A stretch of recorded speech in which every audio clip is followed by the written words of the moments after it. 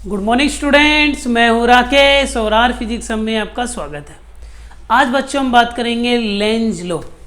तो बच्चों आज लेंज लॉ क्या है उससे रिलेटेड क्वेश्चन देखेंगे, इसकी एक्सपेरिमेंटल स्टडी देखेंगे। बच्चों अगर बच्चों आपने मेरे प्रीवियस लेक्चर नहीं देखे हैं तो आप मेरे चैनल पे जाके मेरे प्रीवियस लेक्चर भी देख सकते हैं। तो चलो बच्चों आज स्टार्ट करते हैं लेंज लॉ। बहुत ही अच्छा टॉपिक है बच्चों लेंज लॉ। लेंज लॉ देखो, हमने Faraday law, Faraday experiment, magnetic flux बच्चों ये हमने डिस्कस कर लिए हैं।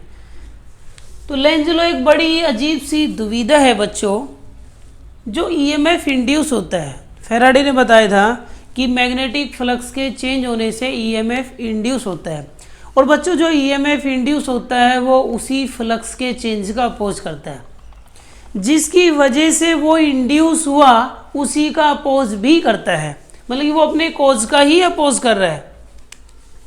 तो लेंज लॉ क्या कहता है, according to this law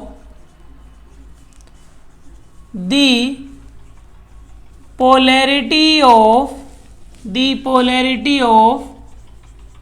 induce EMF, जो इंड्यूस ईएमएफ होगा बच्चों उसकी पोलैरिटी मतलब कि उसका साइन, सच दैट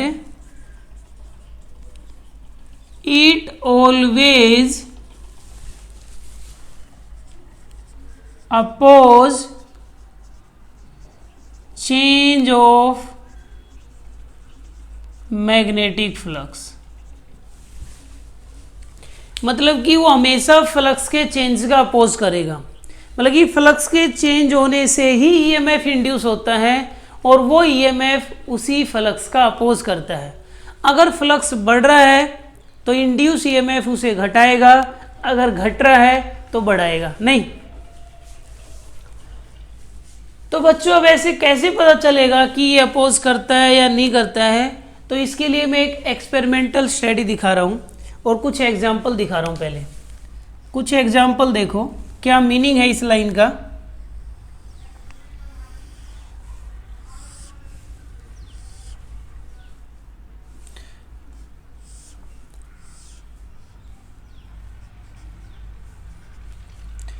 जैसे बच्चों ये मैग्नेट है, ये इस कॉइल की साइड मूव करे, इस मैग्नेट को कॉइल की साइड मूव करे, तो मुझे ये बताओ जब ये मैग्नेट इस कॉइल के पास आएगा तो इसका मैग्नेटिक फ्लक्स बच्चों इंक्रीज होगा या डिक्रीज? पास आएगा मैग्नेट तो इसमें फ्लक्स बढ़ेगा। तो आप ऐसे समझें जैसे ये बच्चों रिंग है, ठीक है, ये रिंग है और ये एक मैग्नेट ऐसे आ रहा है। तो मैग्नेट जब कॉइल के पास आएगा तो इसका फ्लक्स बढ़ेगा, और फ्लक्स बढ़े या घटे हमेशा इसमें ईएमएफ इंड्यूस होगा। तो इसमें कितना ईएमएफ इंड्यूस होगा? अब ये पास जा रहा है, मैग्नेटिक फ्लक्स बढ़ता जा रहा है, तो इसमें ईएमएफ इस तरह से इंड्यूस होगा कि वो फ्लक्स के चेंज का अपोज करेगा, मतलब कि जो फ्लक्स बढ़ रहा है उसे घटाना चाहेगा। घटा कैसे सकता है? वो इसको रिपेल करेगा। रिपेल कैसे करेगा? या नॉर्थ पोल क्रिएट करके। नॉर्थ कैसे क्रिएट करेगा? Anti clockwise. तो बच्चों इसमें जो करंट आने वाला है ये फ्रंट फेस है, और जिसको लाइन क्रॉस कर जाती है वो बैक है। तो इधर से एंटी क्लॉकवाइज बच्चों ऐसे बनेगा, मतलब कि फ्रंट वाले में डाउनवर्ड ऐसे करंट बनेगा।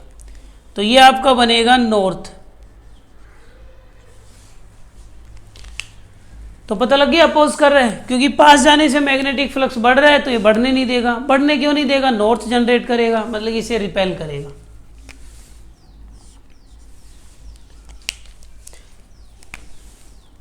और देखते हैं एग्जांपल।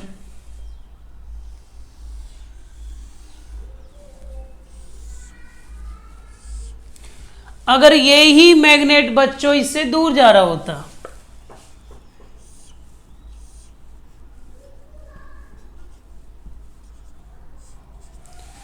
दूर जा रहा होता तो बच्चों क्या होता? इसका फ्लक्स क्या होता? डिक्रीज होता।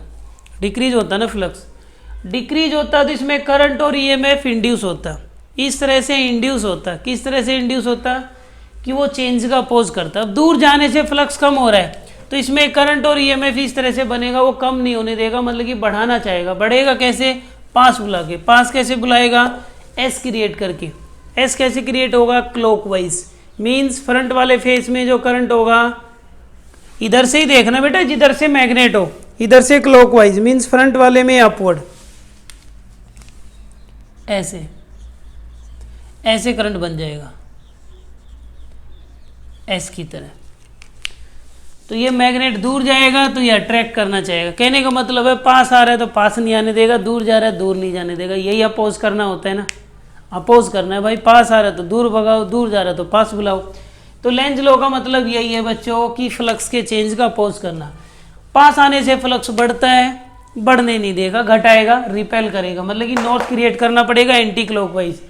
दूर जा रहा है, फ्लक्स कम हो रहा है, करंट इस तरह से इंड्यूस होगा, वो बढ़ाना चाहेगा। कैसे बढ़ेगा? एन को पास बुलाओ तभी तो फ्लक्स बढ़ेगा।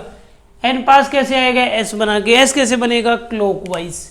तो ये लेंज लॉ है, मतलब कि फ्लक्स के चेंज का अपोज करना है। फ्लक्स इंक्रीज है तो डिक्रीज करना है, डिक्रीज है तो इंक्रीज करना है। अब लेंज को कैसे पता चला? लेंज को कैसे पता चला कि जो इंड्यूस ईएमएफ है वो फ्लक्स के चेंज का अपोज करता है? एक एक्सपेरिमेंटल स्टडी दिखाता हूं बच्चों। Experimental verification of Lenz law. Experimental verification of Lenz law, ठीक है। लेंज लॉ का एक एक्सपेरिमेंटल वेरिफिकेशन देखते हैं। तो बच्चों बहुत ही आसान है।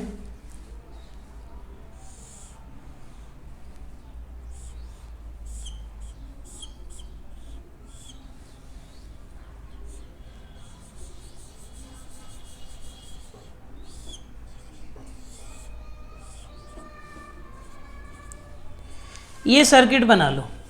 एक बैटरी ले लो बच्चों, एक गैल्वेनोमीटर ले लो, एक कॉइल ले लो। ये कॉइल हो गई, ये गैल्वेनोमीटर हो गया, ये बैटरी हो गई।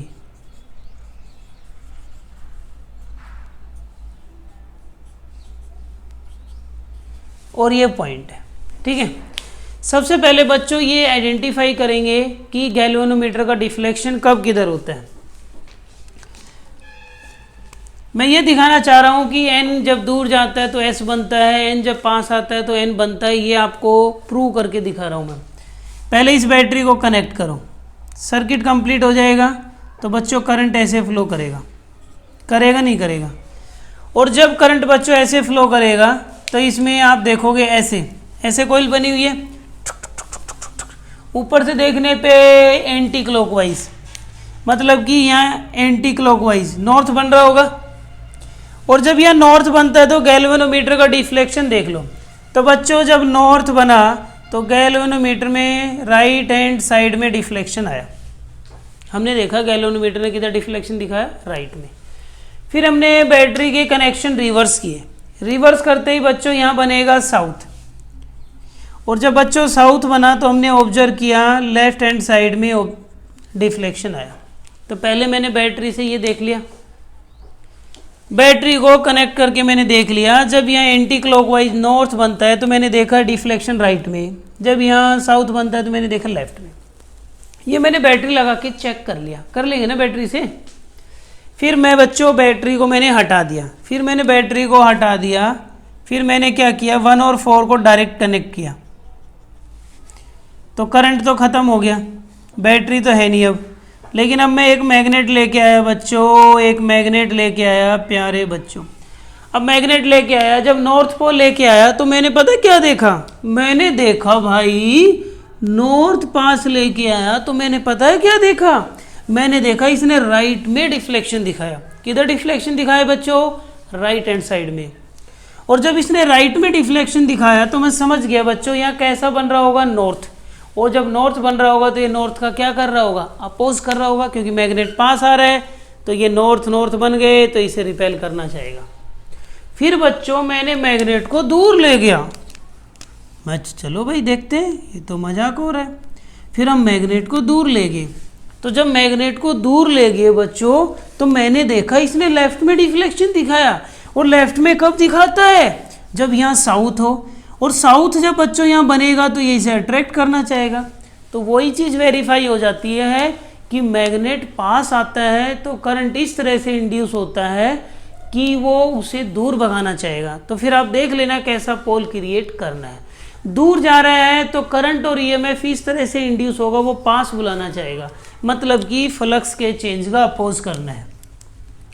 अब बच्चों मैं लेंज लॉ से रिलेटेड कुछ बेहतरीन क्वेश्चन आपको दिखाऊंगा, बेहतरीन क्वेश्चन, जिससे आप लेंज लॉ अच्छी तरह से समझ पाएंगे। ठीक है, अब क्वेश्चन देखते हैं। तो बच्चों अब हम लेंज लॉ के बेहतरीन क्वेश्चन की बात कर रहे हैं। Question number 1, increasing current. एक लूप इधर है, एक लूप इधर है। वीडियो को पॉज करके बताएं कि ये जो लूप मैंने रखे हैं इनमें बच्चों करंट इंड्यूस कैसे होगा। देखो करंट इस साइड है, करंट इंक्रीज हो रहा है, तो सीधी सी बात है इस वायर के चारों तरफ मैग्नेटिक फील्ड भी बढ़ेगा। मैग्नेटिक फील्ड बढ़ेगा बच्चों तो B A cos theta magnetic flux भी बढ़ेगा, और मैग्नेटिक फ्लक्स बढ़े या घटे करंट और ईएमएफ इंड्यूस होगा, फैराडे फर्स्ट लॉ। ठीक है, पहले ऐसे सवालों में क्या करना होता है, बी का डायरेक्शन चेक करना होगा। करंट इधर है, बहुत shortcut trick, Rakesh sir rule, Rakesh sir rule, RSR लगाऊंगा मैं। RSR आपने नहीं देखा होगा, आज आप देखेंगे। करंट का डायरेक्शन इधर है तो बच्चों करंट की डायरेक्शन में थंब को प्लेस करेंगे, करंट की डायरेक्शन में थंब को प्लेस करेंगे, और आप इधर भी चेक करना है तो ये हैंड को इधर रखेंगे, इधर चेक करना है तो इधर रखेंगे। अगर आपको ये नजर आए, पाम नजर आए तो समझ लेना फील्ड आउटवर्ड है, स्किन नजर आए समझ लेना फील्ड अंदर की तरफ है, आउटवर्ड इनवर्ड, सिंपल है। अब मैं बच्चों यहां चेक करना चाह रहा हूं तो पॉइंट इधर है तो करंट की डायरेक्शन में थंब, पाम नजर आ रहा है मतलब यहां मैग्नेटिक फील्ड आउटवर्ड है। यहां चेक करूं करंट इधर है, करंट की डायरेक्शन में थंब को रखा है, हैंड का पोर्शन मैंने नीचे रखा क्योंकि मेरा लूप नीचे है, तो स्किन नजर आ रही है तो बच्चों यहां मैग्नेटिक फील्ड इनवर्ड है। अब मुझे पता लग गया है, साफ साफ पता लग गया मुझे। अब मुझे पता लग गया कि मैग्नेटिक फ्लक्स बढ़ रहा है, फ्लक्स बढ़ रहा है, घटाना है, ये आउटवर्ड है तो मुझे इसका फील्ड अंदर की तरफ बनाना पड़ेगा। कम करना है, ये अंदर की तरफ है तो मुझे बाहर की तरफ बनाना पड़ेगा। एक कॉइल में मैग्नेटिक फील्ड ऐसे ही तो चेक करते हैं, अपोज करना बच्चों। दूसरा ट्राई करें, वीडियो को पॉज करें, डिक्रीजिंग करंट।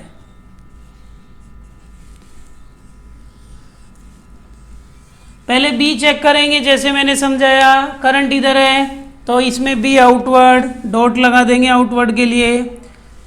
इसमें नीचे में बी इनवर्ड है, क्रॉस लगा देंगे। ठीक है बच्चों, अब हमें क्या करना है अब करंट कम हो रहा है, करंट कम होगा मैग्नेटिक फील्ड भी कम होगा, बी कम होगा, फ्लक्स भी कम होगा, तो कम है उसका पोज करना है। कम का पोज कैसे करेंगे, उसे बढ़ा के। बढ़ाएंगे कैसे, ये फील्ड आउटवर्ड है तो हमारा फील्ड भी आउटवर्ड ही होगा, ये इनवर्ड है तो हमारा भी इनवर्ड ही होगा। समझ गए। तो बच्चों कहने का मतलब ये है, अगर इंक्रीज हो रहा है तो उसके अपोजिट फील्ड बनाना है, डिक्रीज हो रहा है तो उसकी डायरेक्शन में बनाना है, क्योंकि बढ़ रहा है तो घटाना है, घट रहा है तो बढ़ाना है। घटते हुए को कैसे बढ़ाओगे, उसी डायरेक्शन में। तो बच्चों ये समझ आया। चलो और देखो, ये करंट है और ये लूप है,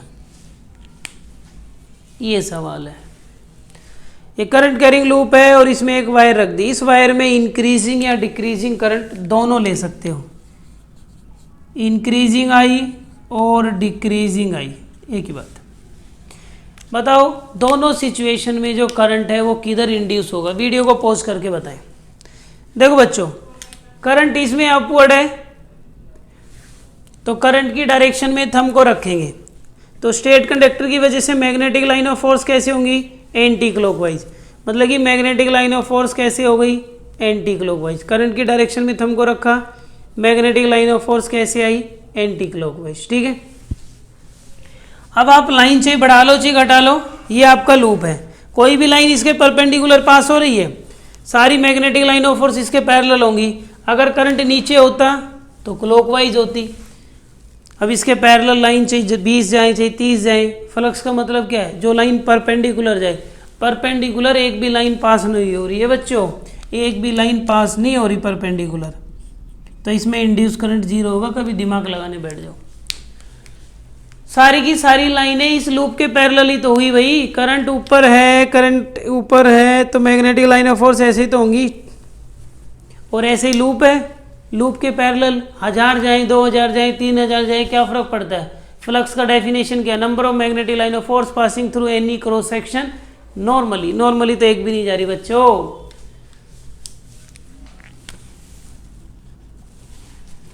चलो ये ट्राई करेंगे।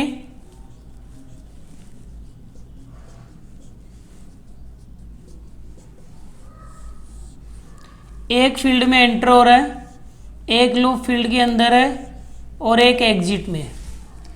यूनिफॉर्म मैग्नेटिक फील्ड से 3 लूप मूव कर रहे हैं,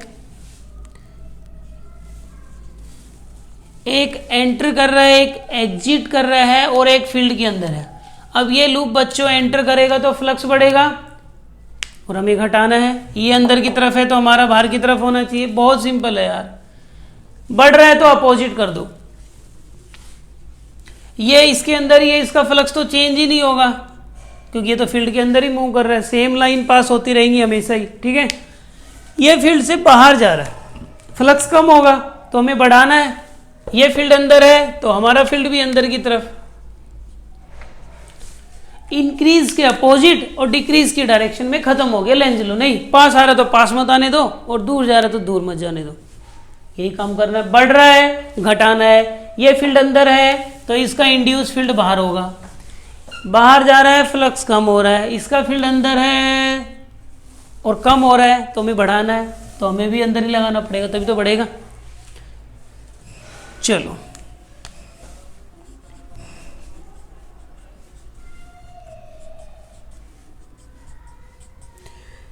एक बच्चों मेरे पास सर्कल है,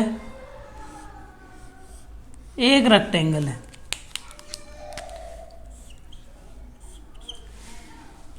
ये दोनों फील्ड से भाग रहे हैं, बाहर निकल रहे हैं। किसमें इंड्यूस ईएमएफ कांस्टेंट रहेगा? In which loop the induce EMF is constant when both loop comes out from the magnetic field. बताओ किसमें ईएमएफ कांस्टेंट रहेगा? वीडियो को पॉज करके ट्राई करें। देखो बच्चों, इंड्यूस ईएमएफ की अगर हम चर्चा करें, minus d phi m by d t, ये फैराडे सेकंड लॉ है। इतना E equals to minus d phi m by d t, ये फैराडे सेकंड लॉ है। फैराडे सेकंड लॉ यही होता है, E equals to minus d phi m by d t. और magnetic flux, ये negative sign क्या शो करता है कि जो इंड्यूस ईएमएफ है वो फ्लक्स के चेंज का क्या करेगा? अपोज करेगा। माइनस का यही मीनिंग था। और मैग्नेटिक फ्लक्स को क्या लिख सकते हैं?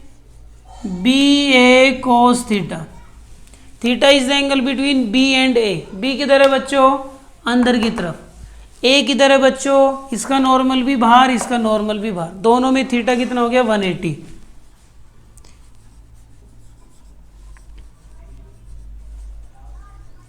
cos 180 minus 1, minus minus plus. Be uniform है तो कुल मिला के D A by d T बचेगा। बी कॉमन आ गया, D A by d T cos 180 minus plus. अब देखो ईएमएफ इंड्यूस उसमें कांस्टेंट रहेगा जिसमें D A by d T constant रहेगा। देखो बच्चों, इसमें जो एरिया होगा वो हमेशा इक्वल स्ट्रिप बनेगी, लेकिन इसमें जो एरिया बनेगा उसमें जो स्ट्रिप बनेगी आप खुद ही एनालाइज करो। इसमें एरिया बढ़ता जाएगा फिर कम होता जाएगा। इसमें जो एरिया चेंज होगा वो यूनिफॉर्म रहेगा। इसमें D A by d T constant रहेगा ना। जो स्ट्रिप जितनी भी बनेंगी सबका एरिया सेम ही तो है। जितनी भी स्ट्रिप हैं सेम एरिया की है, लेकिन इसमें स्ट्रिप देखो, इसका एरिया कम है, इसका ज़्यादा है, फिर कम हो गया। पहले इसमें एरिया बढ़ता है और फिर घटता है, ठीक है। तो रेक्टेंगल में इंड्यूस ईएमएफ कांस्टेंट रहेगा जब ये लूप फील्ड से बाहर जाता रहेगा। तो कभी भी जब तक लूप फील्ड के अंदर रहेगा बच्चों कोई ईएमएफ इंड्यूस नहीं होगा, जब ये फील्ड से एग्जिट करेगा तभी ऐसा होगा। इतनी बात समझ में आ गई? इतना क्लियर है? ठीक है। अब हम एक दो क्वेश्चन और देख लेते हैं। जैसे बच्चों ये मैग्नेटिक फील्ड है और कोई सर्कल है, ये सर्कल है बच्चों आपका A B C D। मैंने इसको कम कर दिया, इसका एरिया कम कर दिया मैंने, ऐसे इसका एरिया कम कर दूं तो क्या होगा, करंट कैसे इंड्यूस होगा? एरिया कम होने से फ्लक्स कम हो जाएगा, कम हो जाएगा तो क्या होगा, हमारा फील्ड क्या होगा, उसे बढ़ाना चाहेगा। बढ़ाएंगे कैसे? इसकी फील्ड अंदर की तरफ है तो हमारा भी अंदर की तरफ होगा, तो इंड्यूस करंट ऐसे बनाना पड़ेगा। तो अगर मैं इसका एरिया डिक्रीज करूं ऐसे तो फ्लक्स भी डिक्रीज होगा। तो डिक्रीज हुई चीज़ को क्या करना होता है, बढ़ाना होता है, तो उसी की डायरेक्शन में। तो डिक्रीज हो रहा है तो उसी की डायरेक्शन में, इंक्रीज हो रहा है तो अपोजिट। तो डिक्रीज हो रहा है तो हमारा इंड्यूस फील्ड भी अंदर की तरफ आना चाहिए और इंक्रीज के केस में इसके अपोजिट आना चाहिए। बस इन सवालों को ऐसे डील करना है। एक अच्छा क्वेश्चन और लेते हैं।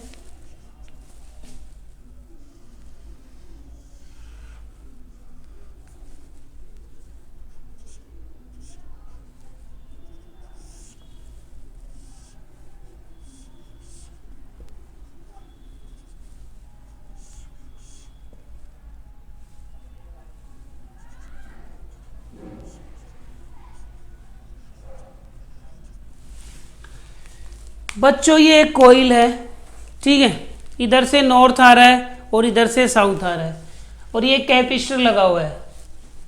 Charge on plate A plate पे कैसा चार्ज होगा? तो आपको ज़्यादा दिमाग नहीं लगाना है, आपको बच्चों इंड्यूस करंट ही पता करना है। कर लेते हैं। इधर से देख लो या इधर से, जिधर से भी देखना चाहो, एक साइड से देख लो, सेम ही रिजल्ट आना है। चलो मैं इधर से दिखा देता हूँ। इधर कोइल है बच्चों, इधर से एस आ रहा है, एस पास आ रहा है तो दूर भगाएं। दूर कैसे भगाएंगे? एस को एस बना के। एस कैसे बनेगा? क्लॉकवाइज। क्लॉकवाइज का मतलब जो बच्चों फ्रंट है उसमें करंट ऊपर की तरफ होगा, मतलब कि करंट इसमें फ्रंट यही है, मैंने बताया था बैक साइड को लाइन क्रॉस कर जाएगी तो इसमें करंट ऐसे होगा। अब बच्चों करंट जब बी से ए की साइड जा रहा है तो इलेक्ट्रॉन ए से बी की साइड जाएंगे, और जब इलेक्ट्रॉन ए से जाएंगे तो ए पे पॉजिटिव और बी पे जाएंगे तो बी पे नेगेटिव। करंट के अपोजिट इलेक्ट्रॉन का फ्लो होगा। करंट बी से ए जा रहा है तो इलेक्ट्रॉन ए से बी जाएंगे तो ए पे कैसा साइन आएगा? पॉजिटिव। तो आई होप आपको ये लेंज लॉ समझ में आया होगा, फील आया होगा। तो अगर बच्चों लेक्चर पसंद आया तो प्लीज़ इसे लाइक करें, सब्सक्राइब करें एंड शेयर करें। Thank you.